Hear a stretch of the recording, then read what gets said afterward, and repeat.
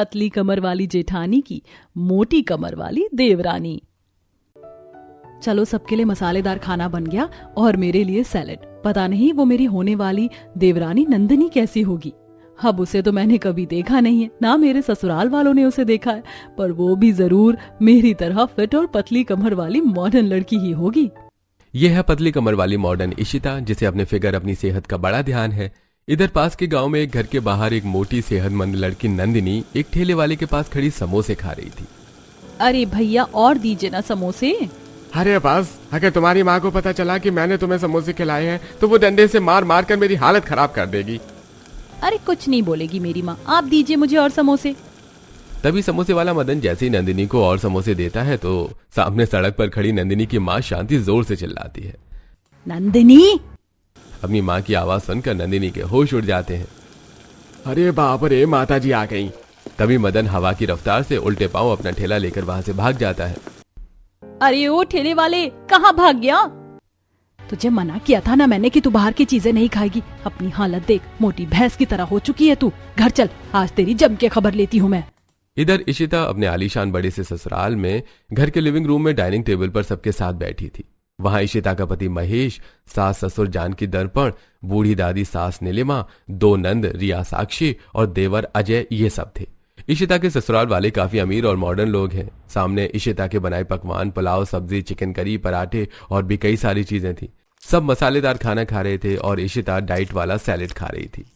इशिता बहू, इतना अच्छा मसालेदार खाना बनाया है तूने, और इसे खाने के बजाय तू ये घास फूस खा रही है। दादी साहब, मैं इतना हेवी मसालेदार खाना नहीं खाती। अगर मैं ऐसा खाना खाने लगी तो मेरा फिगर खराब हो जाएगा और मेरे शरीर पर मोटापा आ जाएगा। बहू, मैं जानती हूँ तू अपने आप को फिट रखने के लिए हमेशा डाइट करती है, हल्के खाने का सेवन करती है, पर बहू कभी कभी हमें अच्छा मसालेदार खाना भी खाना चाहिए। नहीं सासू मॉम, मैं ऐसा खाना खाकर अपने शरीर को नुकसान नहीं पहुँचाना चाहती। अरे क्या नुकसान नहीं पहुँचाना चाहती? सूखी लकड़ी की तरह हो चुका है तेरा शरीर। खा पी कर जरा इसे मोटा तगड़ा कर। दादी साहब, ये फिट रहने के लिए सवेरे उठकर योगा कसरत करती है, जिम जाती है, जॉगिंग करती है, और देखा जाए तो इंसान को हमेशा फिट रहना चाहिए। इससे बीमारियां भी दूर होती हैं और सेहत भी अच्छी बनी रहती है। यस, मैं तो कहती हूँ कि आप सबको भी डाइट करते रहना चाहिए। इशिता हमेशा डाइटिंग करती है। जानकी, कल की सारी तैयारी हो चुकी है ना? तुमने नंदिनी के लिए ड्रेस ले लिया? कैसे लेती, मैंने तो नंदिनी को कभी देखा ही नहीं, बस बचपन में देखा था मैंने उसे। अब बड़ी होकर वो कैसी दिखती है, उसका साइज क्या है, ये तो पता ही नहीं है। हाँ वो तो है, हमने नंदिनी को बचपन में देखा था, अब पता नहीं वो जवानी में कैसी दिखती है। देवर जी, आप मिले हो नंदिनी से? मैंने तो उसे देखा ही नहीं है भाभी कि वो कैसी दिखती है। अच्छा, और आप बिना देखे ही उससे शादी करने को तैयार हो गए? वो क्या है ना बहू, नंदिनी मेरे बचपन के दोस्त राजेश की बेटी है, और मैंने और राजेश ने अजय और नंदिनी का बचपन में ही दोनों का रिश्ता तय कर दिया था। पर ससुर जी, अगर देवर जी को नंदिनी पसंद नहीं आई तो? पसंद ना भी आई इसे, तब भी इसे नंदिनी से ही शादी करनी होगी, क्योंकि राजेश ने हमारे बुरे समय में हमारी बहुत हेल्प की थी। अगर वो हमारी हेल्प नहीं करता तो आज हम सब इतना ऐशो आराम भरा जीवन नहीं बिता रहे होते। राजेश के बहुत एहसान है मुझ पर। अरे बाप रे, कहीं नंदिनी काली सांवली निकली तो? भाभी क्यों डरा रही हो मुझे? मैं पहले ही नंदिनी के बारे में सोच सोच कर परेशान हो रहा हूँ। दर्पण और उसके परिवार के सदस्यों ने नंदिनी को बचपन में देखा था, क्योंकि नंदिनी जवानी तक उसकी मासी के घर रहती थी। इसलिए दर्पण जब भी राजेश के घर जाता था तो उसे वहां नंदिनी नहीं दिखती थी। अगले दिन इशिता और जानकी दोनों एक बड़े से शॉपिंग मॉल में आते हैं, जहां जानकी नंदिनी के लिए सुंदर सा ड्रेस देखने लगती है। बहू, नंदिनी का साइज क्या होगा? उसकी तेरी तरह ही पतली कमर होगी शायद। हम तेरे नाप के हिसाब से ही उसके लिए कपड़े ले लेते हैं। अब जानकी को कहाँ पता था कि जिस नंदिनी को वो इशिता की तरह दुबली पतली समझ रही हैं, असल में वो नंदिनी हाथी की तरह मोटी है। इधर नंदिनी अपने बड़े से घर के लिविंग एरिया में बैठी दोनों हाथों से कचौड़ी और बिरयानी खा रही थी। वहां उसके माता पिता राजेश, शांति और छोटा भाई अतुल था। नंदिनी के परिवार वाले भी काफी धनी लोग हैं। जरा इंसान की तरह खाना खा, खा खा कर फूले हुए गुब्बारे की तरह हो चुकी है। माँ, मैंने आपको कितनी बार कहा है कि आप मुझे खाने के मामले में कुछ मत बोला कीजिए। आपको पता है ना मुझे खाना कितना पसंद है। अरे तो खाने की भी कोई लिमिट होती है, ऐसे जानवर की तरह सारा दिन ठूसते नहीं रहते लोग खाना। हाथी जैसी वजनदार हो चुकी है तू, अपनी हालत देख जरा। नंदिनी, तुम अपनी सेहत पर ध्यान दो। आज तुम्हें लड़के वाले देखने आ रहे हैं। हमने तुम्हारा रिश्ता बचपन में मेरे दोस्त दर्पण के बेटे अजय के साथ तय किया हुआ है। वो सब आज तुम्हें देखने आ रहे हैं, तो तुम कोई ढंग के नए कपड़े पहन लो। तभी नंदिनी जैसी उठकर खड़ी होती है तो पीछे से उसका कुर्ता फट जाता है। ये कुर्ता भी फट गया। अरे कम कर अपना ये मोटा शरीर, जब भी कोई कपड़े पहनती है तो उन कपड़ों को फाड़ ही देती है। नंदिनी को बचपन से खाने का बड़ा शौक है। वो सारा दिन कुछ न कुछ खाती ही रहती थी और उसके इस मोटे शरीर का राज भी सारा दिन खाना ही है। शाम का समय इशिता रसोई में खड़ी जूस पी रही थी। बचा हुआ जूस फ्रिज में रख लेती हूँ, रात को आकर पी लूंगी। इशिता बाहर जाती है तो सभी घर के लोग लिविंग रूम में खड़े थे। सब तैयार हो गए ना? पता नहीं नंदिनी कैसी होगी दिखने में। अरे चिंता मत कर, नंदिनी इशिता की तरह ही मॉडर्न दुबली पतली सुंदर होगी। हाँ हाँ भाई, नंदिनी बिल्कुल भाभी की तरह ही होनी चाहिए। इतनी बड़ी होने के बाद भी भाभी आज भी कितनी जवान और सुंदर दिखती हैं। देवर जी चिंता मत कीजिए, नंदनी भी मेरी तरह ही होगी। अब चले नंदनी को देखने के लिए, हम सब बहुत एक्साइटेड हैं। इशिता 1 महीना पहले ही इस घर में शादी करके आई थी। तभी सब बाहर आते हैं और गाड़ियों में बैठकर यहाँ से निकल जाते हैं। थोड़े समय बाद सब पास के गांव राजेश के घर पहुंच जाते हैं। कैसा है मेरा यार राजेश? बढ़िया हूँ, तू कैसा है भाई? अरे भाभी जी, मासी जी, आइए आइए आइए। राजेश सबको घर के अंदर लेकर आता है। तो अंदर से राजेश का घर भी काफी बड़ा था। सब घर के लिविंग रूम में सोफे पर बैठे थे। वहां नंदिनी नहीं थी। नंदिनी बिटिया कहाँ है? वो कमरे में है, तैयार हो रही है। राजेश, हमें इस महीने ही बच्चों को शादी करवानी है। मैं नहीं चाहता कि बच्चों की शादी में देरी हो।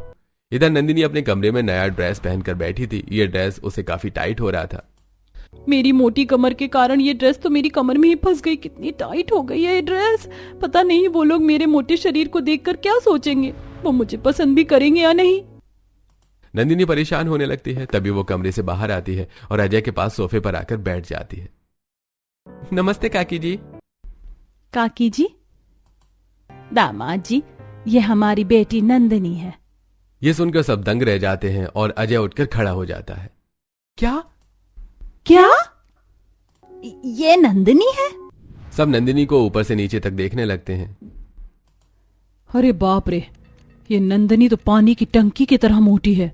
जी भाभी जी, नंदिनी का मोटापा थोड़ा बढ़ चुका है, इसलिए ये इतनी मोटी हो चुकी है। माँ, आप सब 1 मिनट बाहर आइए। अजय और सब बाहर चले जाते हैं। ये सब अचानक बाहर क्यों चले गए? कहीं ऐसा तो नहीं कि उन्हें नंदिनी पसंद नहीं आई? और ठूस अपने पेट में अनाज और बढ़ा अपने शरीर पर मोटापा। इधर अजय और सब घर के बाहर खड़े थे। माँ, ये क्या है? ये नंदिनी तो कितनी मोटी है। हाँ, नंदिनी तो वाकई में बहुत ही मोटी है। माँ, मुझे उस मोटी लड़की से शादी नहीं करनी है। चलिए यहाँ से। अजय, तुम्हारी शादी नंदिनी से ही होगी। ये मत भूलो, उसके पिता का हम पर बहुत बड़ा एहसान है। पर पिताजी, नंदिनी तो कितनी मोटी है। अजय और उसकी जोड़ी कहीं से भी जम नहीं रही है। हाँ महेश, मैं सालों पहले अपने दोस्त को जुबान दे चुका हूँ। अब अगर एंड वक्त पर मैं अपनी जुबान से मुकर जाऊंगा तो मेरी क्या इज्जत रह जाएगी अपने दोस्त की नजरों में। ससुर जी की बात सही है। देवर जी, वैसे भी नंदिनी का वजन तो कम हो सकता है ना, आप चिंता क्यों करते हो? हम उसका मोटापा कम कर देंगे। तभी इशिता सबको समझाती है, जिसके बाद अजय और सब मान जाते हैं और सब अंदर आकर नंदिनी और अजय की शादी 1 महीने के बाद की तय करके अपने घर चले जाते हैं। आप सबने मिलकर मुझे बलि का बकरा बना दिया है। इतनी मोटी लड़की से शादी होगी मेरी। हम देखेंगे तो कितना मजाक बनाएंगे सब मेरा। अजय अपने कमरे में चला जाता है। अब इसी तरह दिन प्रतिदिन बीतने लगे। दोनों परिवार वाले शादी की तैयारियों में लग जाते हैं। एक शाम इशिता और जानकी दोनों नंदिनी का शादी का लहंगा लेने मॉल जाते हैं। उस नंदिनी की कमर तो कितनी मोटी है, बहू से लहंगा नहीं हो पाएगा। माँ जी, मैं नंदिनी का एक ड्रेस साथ में लेकर आई हूँ। हम उस ड्रेस के नाप का नंदिनी के शादी का लहंगा ले लेते हैं। इशिता शॉप वाले को नंदिनी का वो ड्रेस दिखाती है। अरे भाई, इतना बड़ा कुर्ता! ये कुर्ता है या सर्कस का तंबू? आप इस नाप का दुल्हन का लहंगा दिखाइए। इस नाप का लहंगा यहाँ तो क्या पूरी दुनिया में कहीं नहीं मिलेगा। ये ऑर्डर पर बनना पड़ेगा। हाँ तो ठीक है, आप बनाकर तैयार रखिए इस नाप का लहंगा। पता नहीं जब हमारे रिश्तेदार आस पड़ोस वाले नंदिनी को देखेंगे तो क्या कहेंगे। अब इधर नंदिनी भी अपनी माँ के साथ एक कपड़ों की दुकान में थी। नंदिनी जो भी कपड़े ट्राई करके देख रही थी वो फटते जा रहे थे।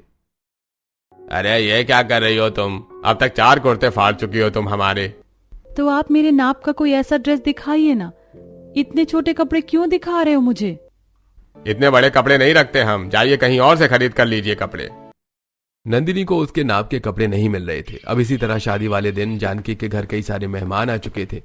तभी सब बारात लेकर नंदिनी के घर के बाहर आते हैं, जहां अजय मंडप के बाहर बैठ जाता है। नंदिनी कहाँ है? शांति नंदिनी के कमरे में आती है और नंदिनी अपने कमरे में दुल्हन के अवतार में बैठी समोसे खा रही थी। ये बाहर दरवाजे पर बारात खड़ी और ये यहाँ भैंस की तरह खाने पर बैठी हुई है, और ये यहाँ भैंस की तरह खाने बैठी। अरे उठ नंदिनी, अब तो अपना खाना छोड़। तभी शांति नंदिनी को बाहर अजय के पास लाकर बिठा देती है। अब नंदिनी की मोटी हालत देखकर सारे मेहमान रिश्तेदार सब हक्का बक्का रह जाते हैं। ये क्या जानकी बहन, दुनिया में क्या लड़कियों की कमी थी क्या, जो आप अपने इतने हैंडसम बेटे की शादी इतनी मोटी टार्जन लड़की के साथ करवा रहे हो? नंदिनी मोटी है तो क्या हुआ, बाद में ये पतली भी हो जाएगी। मुझे तो लगता है अपनी इस मोटी देवरानी को तुमने ही पसंद किया है शिता। तुमने सोचा होगा कि मुझसे ज्यादा सुंदर मेरे ससुराल में कोई ना दिखे, इसीलिए तुमने जानबूझकर अपने देवर के लिए इस मोटी लड़की को पसंद किया होगा। तभी वहां नंदिनी की सहेलियां आती हैं। अब देख जानवी, इस मोटी की शादी हो रही है।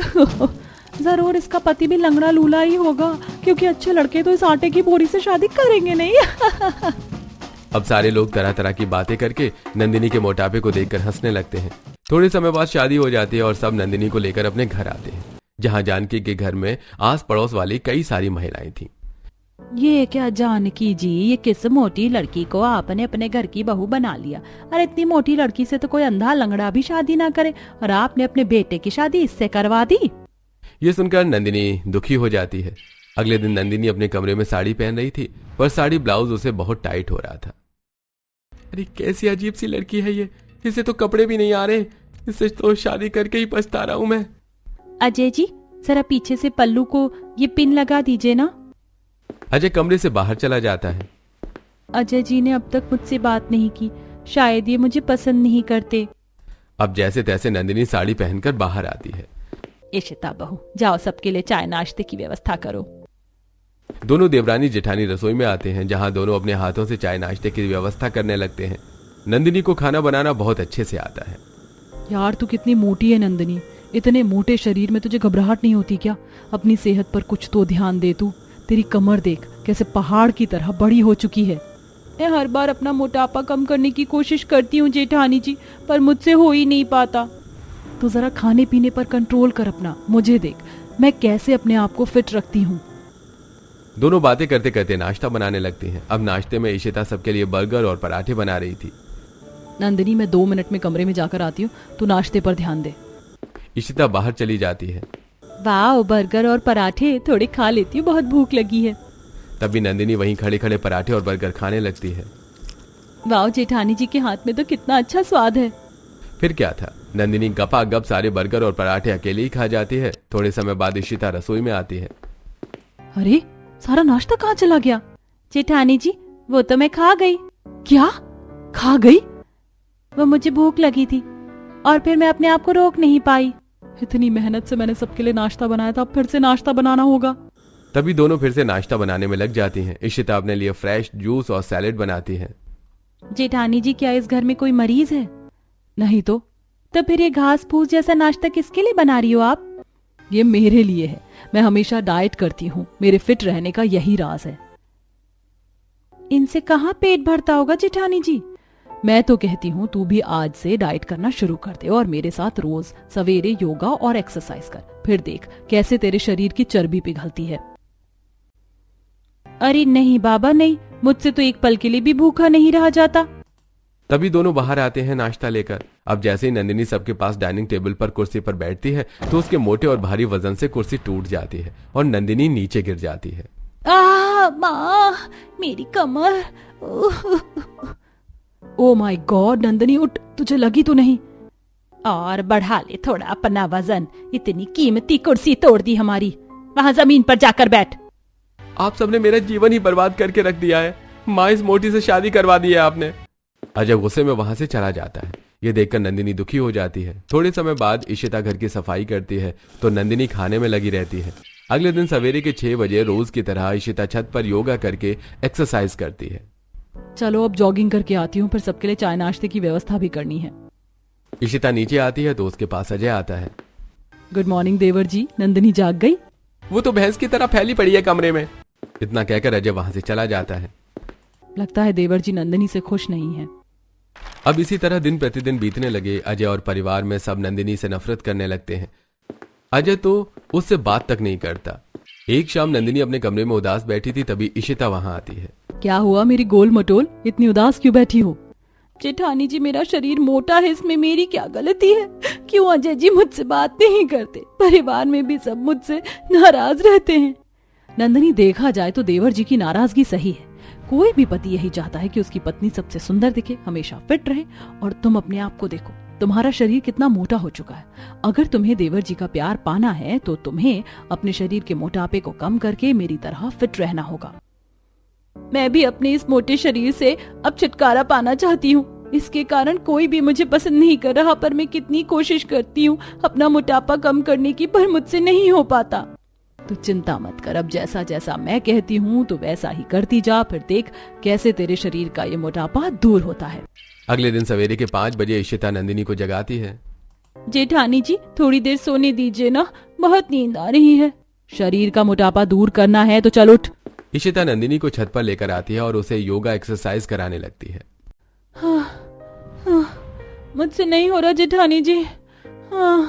कोशिश कर नंदिनी, करना है तुझे। नंदिनी कसरत करने लगती है। थोड़े समय बाद बाप रे, मुझे तो भूख लग गई। बिल्कुल नहीं, अभी तुम्हें कोई खाना नहीं मिलेगा, अभी हमें जॉगिंग पर जाना है, कम फास्ट। तभी नंदिनी इशिता के साथ जॉगिंग करने आती है बाहर। अब जॉगिंग करने में वो थकने लगती है, पर इशिता उसे रुकने नहीं देती। थोड़े समय बाद दोनों घर आते हैं तो इशिता अपने हाथों से सैलेड बनाकर नंदिनी को देती है। ये क्या है जेठानी जी, मैं ये नहीं खाऊंगी। अब से तुझे ऐसा ही खाना मिलेगा। आज से तेरा हैवी और मसालेदार खाना हमेशा के लिए बंद। अब इसी तरह दिन प्रतिदिन बीतने लगे। इशिता रोज नंदिनी को खाने में सैलेड, हल्का खाना, डाइट करवाने लगी। रोज उसे जॉगिंग, योगा, एक्सरसाइज, घरेलू हार्ड काम करवाने लगी, जिसके बाद 3 से 4 महीने में ही नंदिनी का वेट लॉस हो जाता है और उसका मोटापा पूरा कम हो जाता है, जिसके बाद नंदिनी भी इशिता की तरह दुबली पतली मॉडर्न हो जाती है। अरे वाह, लुकिंग सो नाइस नंदिनी, तुम तो एकदम से बदल गई हो। क्यों देवर जी, अब तो पसंद है ना नंदिनी? हमारी नंदिनी बहू इतनी सुंदर दिखती है, ये तो हमें पता ही नहीं था। थैंक यू सो मच जेठानी जी, ये सब आपके कारण मुमकिन हो पाया है। मेरे जीवन में इतनी खुशियां लाने के लिए आपका बहुत बहुत धन्यवाद जेठानी जी। इसके बाद नंदिनी भी घर से सबकी चहेती बन जाती है और अजय भी उसे खूब प्यार करने लगता है, जिसके बाद दोनों देवरानी जेठानी साथ मिलकर खुशी खुशी अपने ससुराल वालों के साथ अपना जीवन बिताने लगे।